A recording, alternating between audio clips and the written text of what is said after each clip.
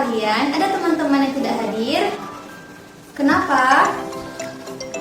Semoga teman-teman kita yang tidak hadir pada hari ini dapat diberi kesembuhan oleh Allah Subhanahu wa taala. Amin. Amin ya rabbal alamin. Sebelum kita memulai pembelajaran, Ibu mau ketua kelas untuk memimpin doanya. Kepada ketua kelas dipersilahkan. Amin. Baik, sekarang sebelumnya Ibu mau nanya nih, ada yang tahu hari ini kita mau belajar apa? Yang benar, hari ini kita mau belajar tentang membandingkan karakteristik teks puisi dengan teks prosa. Sebelum memulai pembelajaran, kita ice breaking dulu ya. Tepuk semangat. Dang dang dang. Ding ding ding. Dung dung dung. Dang dang dang. Ding ding ding. Dung dung dung. Aha aha. Aha aha. Aha aha. Semangat. Oke. Sekarang kita mau masuk ke pembelajaran. Pembelajaran pertama yaitu tentang teks puisi. Nah, ada yang tahu nggak apa itu puisi? Ya, kamu benar. Puisi adalah jenis sastra yang bahasanya menggunakan majas-majas atau gaya bahasa, misalnya kiasan atau penggambaran. Dan makna dari setiap kalimat puisi itu bukanlah makna yang sebenarnya, namun harus kita tafsirkan terlebih dahulu.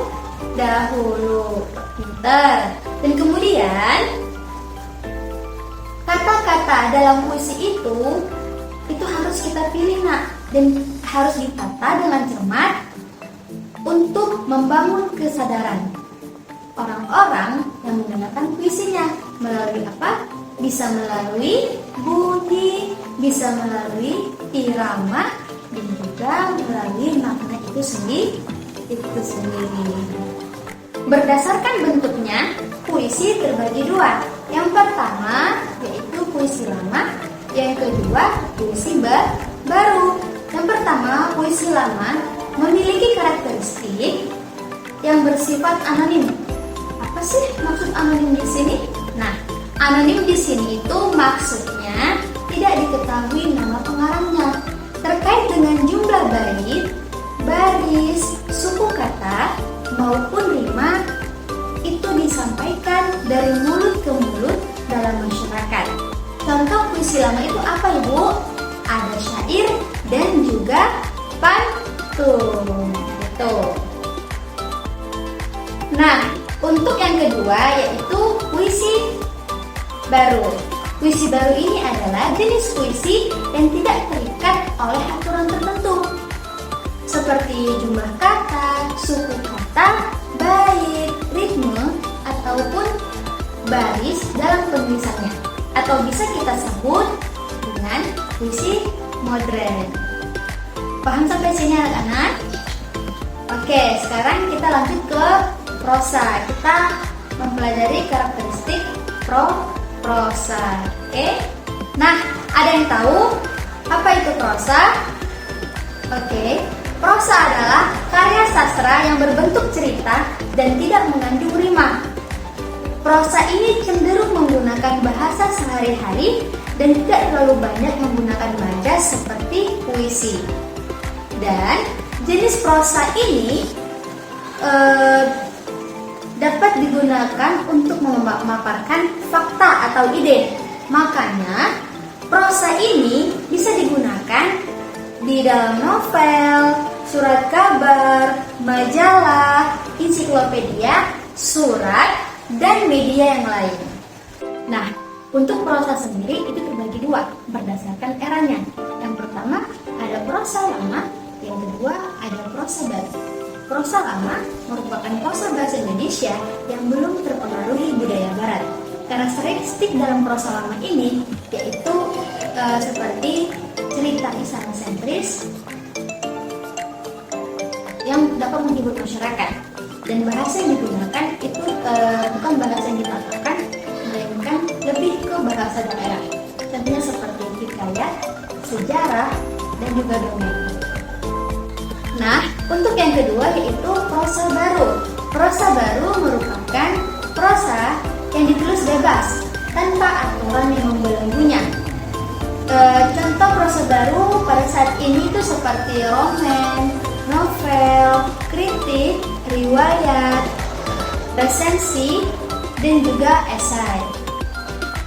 Nah, mengubah dari puisi ke prosa itu disebut parafrase puisi, yang mana kita mengungkapkan puisi dengan bahasa yang lain, dengan kata yang lain, namun tidak menghilangkan makna puisi itu sendiri.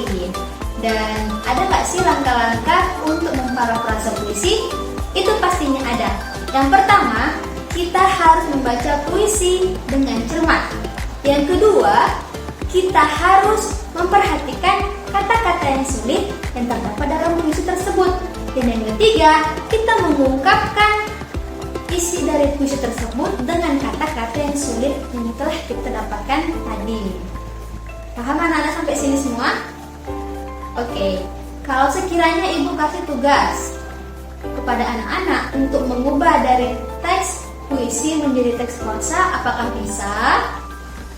Oke, sebelum ibu memberikan tugas, ibu akan memberikan contoh yang awalnya teks puisi menjadi teks prosa.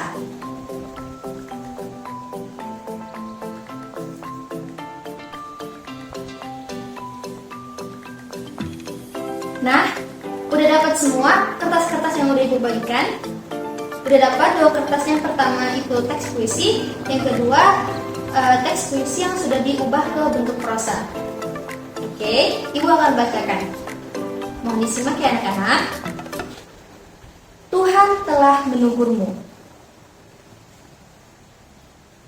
Tuhan telah menegurmu dengan cukup sopan lewat anak-anak yang kelaparan. Tuhan telah menegurmu dengan cukup sopan lewat semayuk suara azan. Nah, yang tadi kan teks puisi, belum diubah kemana-mana. Sekarang ibu akan bacakan teks puisi yang udah diubah ke dalam bentuk prosa tanpa menghilangkan makna dari puisi itu sendiri. Dengarkan baik-baik ya. Tuhan telah menegurmu. Tahukah, Tuhan kini telah menegurmu, hai manusia, dengan cukup sopan. Lewat perut anak-anak jalanan yang kelaparan. Dengarkan, Tuhan telah menegurmu lagi dengan cukup sopan lewat semayuk kumandang suara azan. Sampai sini anak-anak ibu paham semua. Jadi teks puisi yang awalnya tidak kita ketahui makna atau tafsiran dari isi tersebut bisa kita ubah dalam berbentuk prosa.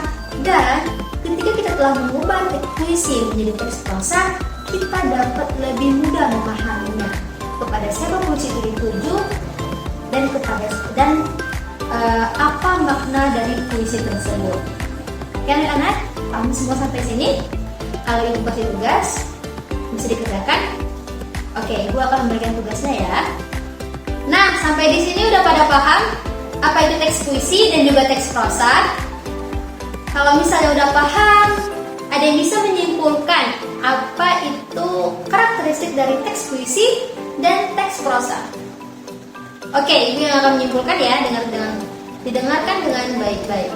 Teks puisi itu menggunakan gaya bahasa, menggunakan majas-majas atau gaya bahasa seperti kiasan dan penggambaran, sedangkan prosa cenderung menggunakan bahasa sehari-hari.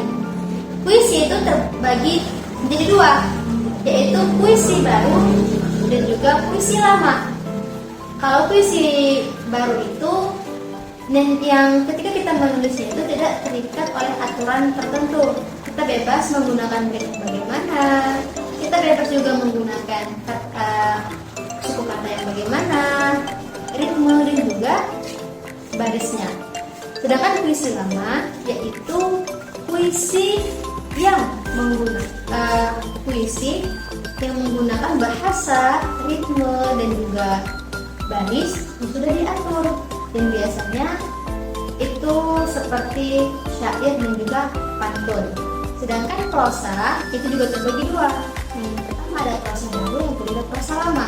Prosa lama itu bahasa Indonesia yang belum terpengaruhi oleh budaya barat. Contohnya seperti hikayat, dongeng, dan sejarah. Sedangkan prosa baru yaitu penulisan yang bebas, tidak terbelenggu oleh aturan apapun. Contohnya seperti novel, roman, kritik, esai, dan juga resensi. Sampai sini paham semua? Baik, terima kasih kepada anak-anak ibu yang udah berpartisipasi dalam pembelajaran kita pada pagi hari ini. Semoga ilmu yang ibu sampaikan dan yang kalian mendengarkan dapat bermanfaat untuk kedepannya. Terima kasih semuanya. Assalamualaikum warahmatullahi wabarakatuh.